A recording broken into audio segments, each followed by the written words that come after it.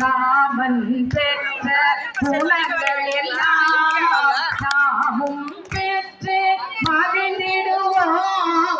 கண்ணன் கீதையின் கூறியதை கருத்தில் கொண்டு உயர்ந்திடுவோம்.